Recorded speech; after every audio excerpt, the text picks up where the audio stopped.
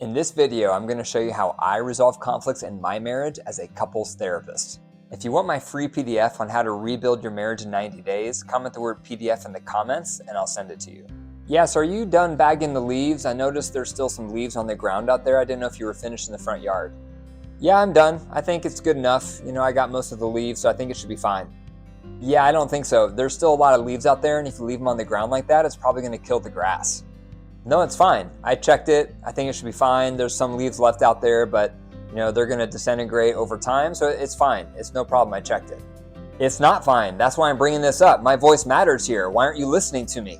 I am listening to you. Why aren't you listening to me? I'm telling you it's fine. Why don't you respect my decision? Flooded. The first step that my wife and I try to practice when we're getting heated is we will call flooded. Now, flooded means your heart rate's getting above 100, you're getting into fight, flight, or freeze, and it doesn't matter who calls flooded. And you can call flooded even if you're relaxed, but your partner is starting to escalate. Don't just say, you're getting flooded, because that's going to make things worse. Also, if your partner calls flooded, don't override it by saying, this isn't flooded, we can keep talking. Because flooded needs to become a boundary word, a safe word, and every partner has a different threshold based on how you're raised. Some of us are raised in high conflict homes, so we can take a lot of conflict and not get flooded. Others of us are raised in homes where there's no conflict and we get flooded easily. So if your partner calls flooded, don't critique that word, instead just respect it. The second piece is you have to de-flood. That means you're going to take a break from each other for 20 minutes up to 24 hours to get out of each other's hair. Don't stay in the kitchen together. Don't stay in the bathroom together. This is time for you to get away, to relax, to reflect on what just happened. What was I feeling? What was getting stirred up for me? What was the core need that was getting activated behind the conflict? For me, what I like to do during this de-flood time is I take a walk. I like to just walk, and that allows me to get out of fight, flight, or freeze. It allows me to just kind of reflect on what happened. What am I feeling? What are my main core needs here? And it just allows me time to cool off. During this cool off time, don't assume your partner is relaxed and ready to talk, because they may still be flooded. Once you're relaxed, send your partner a text or just say to them, hey, I'm calm. Let me know when you're calm so we can get together and talk through what just happened. But again, during this de-flood time, you're just going to do whatever's going to lower your heart rate. For me, it's taking a walk. Maybe for you, it's taking a bath, maybe reading a book, maybe taking a shower, maybe playing the guitar. Whatever's going to help you relax, process through what just happened, what are you feeling, and so that you can calm down so that you're ready to eventually come back within 24 hours to talk about what happened. The third step that we take after we've cooled off, after we've taken a break, is we come back together to talk through what happened. You have to come back together, because if you don't, you're going to have unresolved conflict after unresolved conflict, and that's going to create a lot of unresolved issues in your relationship, which are going to cause resentments. But when you come back, you have to use a tool, because if you don't use a tool, things are just going to re-escalate again, and then you're going to feel like, why should we come back and talk about it? Because we're just going to fight. So you have to come back and use a tool, and the tool I recommend is the Mini Reunite tool. If you want a copy of that, just comment the word mini and I'll send it to you. The Mini Reunite tool is a tool that helps you process through what you both were feeling so that you can have resolution, because you want your conflicts to become learning opportunities. You both want to feel heard. You both want to feel validated. You each had an important perspective on that conflict, but you need a tool to help you process it so that it stays constructive instead of destructive. Let me show you. My experience in the conflict is I was talking about the grass and the leaves and trying to express how I felt. There was too many leaves, but I felt like my concerns were getting dismissed. And that made me feel voiceless, and it tapped into my core need to want to feel heard. So you felt like I was dismissing your concern about there being too many leaves in the yard. That made you feel voiceless, and it tapped into your core need to want to feel heard. Is that right? Yeah, that's right.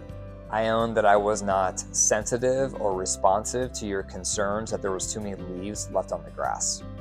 And I can see how me not being more responsive to your concerns about the leaves on the grass would have made you feel voiceless. I'm sorry for how my lack of responsiveness to your concerns about the leaves on the grass made you feel voiceless.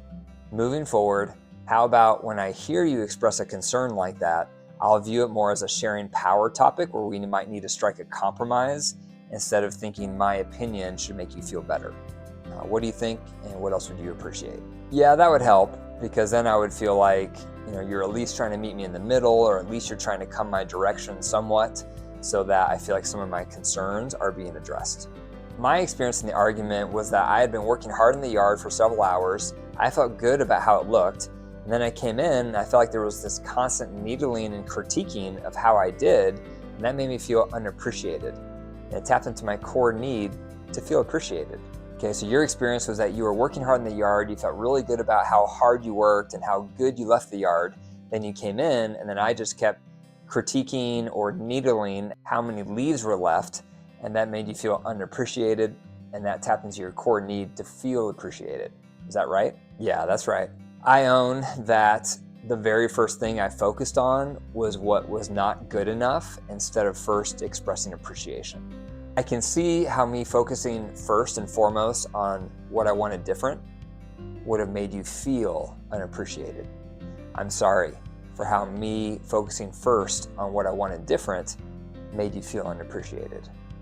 Moving forward, how about when you're finished with the yard work, if I have an opinion or something I would like to see different, I first of all express appreciation before suggesting anything I would like to see different.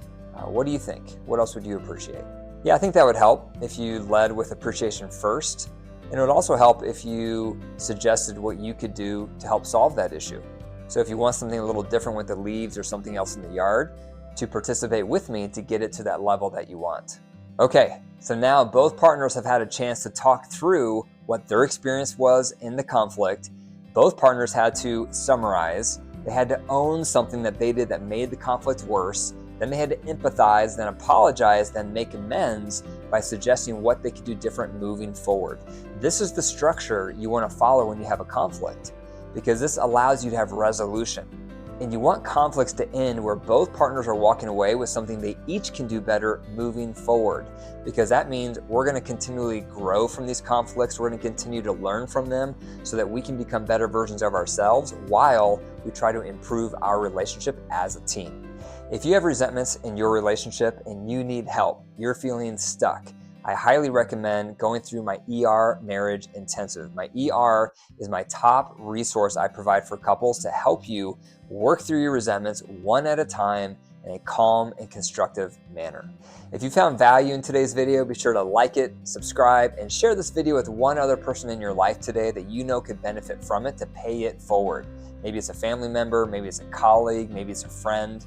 And if you enjoyed this video, be sure to watch this one next. Take care.